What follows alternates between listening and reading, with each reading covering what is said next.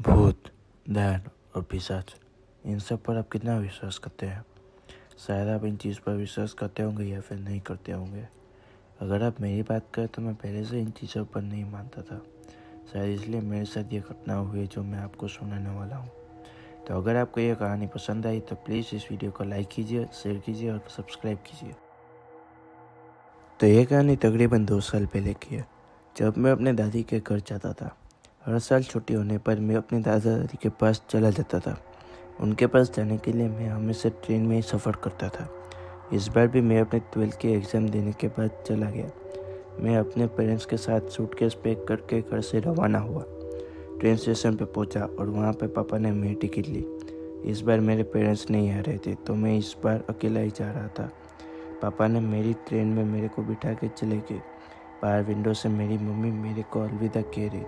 Train चलने लगी। थोड़ा सा मैं भी डरने लगा क्योंकि पहली बार अकेला जा रहा हूँ। दादी का भी कॉल आ जाता है। उनसे मैंने थोड़ी देर बात की, फिर मैं खाना खा के रात के 11 बजे सो गया। सोते ही मुझे कुछ आवाज़ें सुनाई दी, पर मैंने उसे अनसुना कर दिया।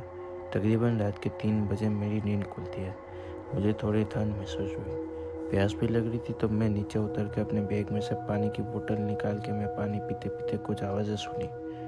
धीरे धीरे करके वो आवाज़ बढ़ती रही, पर एकदम से वो आवाज़ गायब हो जाती है। फिर मैं पानी की बोतल बैग में रख के ऊपर जा ही रहा था कि तभी मैंने एक औरत को देखा। वो थोड़ी दूर खड़ी थी। थोड़ी देर के लिए पीछे क्या देखा, वो औरत मेरे पीछे आ गई। वो जब मेरे एकदम सामने थी तो मैं कुछ बोल नहीं पाया। उसकी आँख एकदम लाल थी, बाल भी बिखरे और उसकी हाथों में कई सारे खरोच लगी थी। तभी मुंह अपना सामने किया और मेरे से बोली, आखिर तुम मिल ही गई। मैं पिछले 19 साल से तुम्हें ढूंढ रही थी। हर रोज़ मैं तुम्हें ढूंढ रही थी बेटा। ये सब बोलकर वो अचानक से गायब हो जाती है। मैं ये सब एक इमेजिनेशन सोचकर सो जाता हूँ। फिर सुबह मैं उठा और मेरी दादी मेरे को स्टेशन से लेने के लिए आ गई। पता नहीं क्यों, पर वो कल रात वाली बात अभी भी मेरे दिमाग में चल रही थी। घर में पहुंचा, नहा धो के बाहर निकला।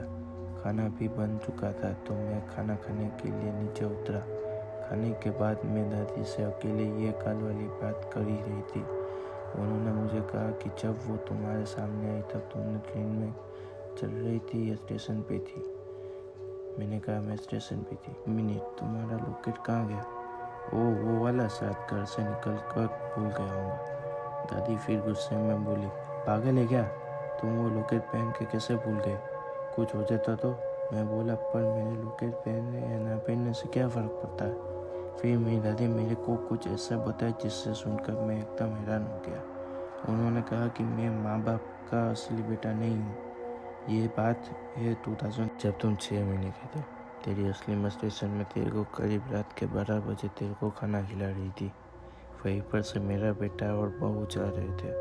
जाते जाते मेरा बेटा तेरी माँ के साथ थोड़ी अनबन हो गई, पर वो लड़ाई इतनी बड़ी कि मेरा बेटा ने गुस्से से तुम्हारी माँ का सर खंभे पे ठोका, जिससे तुम्हारी माँ की वही मौत हो जाती है। मेरा बेटा और बहू इतना डर जाते हैं कि ये सब पे कि वो बिना कुछ सोचे तुम्हें उठा के ट्रेन पे चले गए, जिससे सुनकर मेरी लाइफ एकदम बदल जाती है। उम्मीद करता है आपको ये कहानी पसंद आई होगी। अगर आपको ये कहानी पसंद आई तो प्लीज़ इसे लाइक कीजिए, शेयर कीजिए, चैनल को सब्सक्राइब कीजिए। Thank you.